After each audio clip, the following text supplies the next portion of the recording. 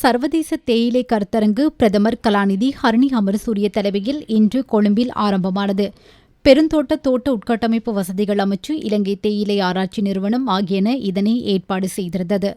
இந்த 2 நாள் மாநாட்டில் அமைச்சர் சமந்த வித்யாரத்ன, இலங்கை தேசிய ஆராய்ச்சி நிறுவனத்தின் தலைவர் பேராசிரியர் WAGN கோஸ்தா உள்ளிட்ட வெளிநாட்டு உள்நாட்டு நிபுணர்களும் கலந்து கொண்டனர். தேயிலை கைத்தொழில் துறையின் முன்னேற்றத்திற்காக அரசாங்கம் முழு அளவிலான ஆதரவை வழங்கும் என பிரதமர் அங்கு தெரிவித்தார். கூடுதலான விளைச்சல் தரக்கூடிய BRI 5008 எனும் புதிய வகை தேயிலையும் பிரதமரிடம் அறிமுகப்படுத்தப்பட்டது. அங்குரார்ப்பண நிகழ்வில் உரையாற்றிய அமைச்சர் சமந்த வித்யாரத்ன, இம்முறை வரவு செலவு திட்டத்தில் தேயிலை கைத்தொழில் துறையின் முன்னேற்றத்திற்கு பெரும் தொகை நிதி ஒதுக்கப்பட்டுள்ளதாக தெரிவித்தார். நீண்டகால வரலாற்றை கொண்ட தேயிலை கைத்தொழில் துறையில் ஈடுபட்டுள்ளோரின் வருமானத்தை அதிகரிக்க செய்ய இதுவரை தவறிவிட்டார்கள். தேயிலை கைத்தொழில் துறையின் எதிர்காலம் தொடர்பாக சாதகமாக நோக்குவதற்கு அதன் பிரச்சினைகள் இனங்காணப்பட வேண்டும். அத்தோடு தேயிலை கைத்தொழில் துறையின் முன்னேற்றத்திற்காக அரசாங்கம் பல்வேறு வேலைத்திட்டங்களை முன்னெடுத்துள்ளது.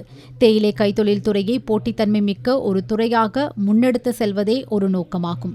உற்பத்தியை அதிகரிப்பது, உணவு பாதுகாப்பு ஆகியவற்றுக்கு நாம் முன்னுரிமை அளிக்கின்றோம். அத்தோடு விவசாயத்துறை சார் நிபுணர்களை உருவாக்குவதற்கும் நிரந்தர சந்தை வாய்ப்பை பெற்றுக் கொடுப்பதும் எமது நோக்கமாகும். Sustainability and collaboration across the global tea value chain.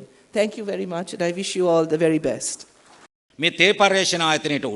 இந்த தேயிலை ஆராய்ச்சி நிறுவனமாக இருந்தாலும் அது தொடர்பாக நாம் கடந்த காலங்களில் கலந்து ஆலோசித்தோம். 2024ஆம் ஆண்டு தேயிலை ஆராய்ச்சி நிறுவனத்திற்கு 40 மில்லியன் ரூபாவை ஒதுக்கப்பட்டிருந்தது. 2025ஆம் ஆண்டு நாம் 100 மில்லியன் வரை அதனை அதிகரித்தோம். 2026ஆம் ஆண்டு 163 மில்லியன் ரூபாவை நாம் ஒதுக்கியுள்ளோம். ஆராய்ச்சி மற்றும் அபிவிருத்திக்காக 2026ஆம் ஆண்டு வரவு செலவு திட்டத்தில் 20 பில்லியன் ரூபாவை ஒதுக்கியுள்ளோம். அதில் 10 பில்லியன் ரூபாய் விவசாயத்துறைக்காக ஒதுக்கப்பட்டுள்ளது.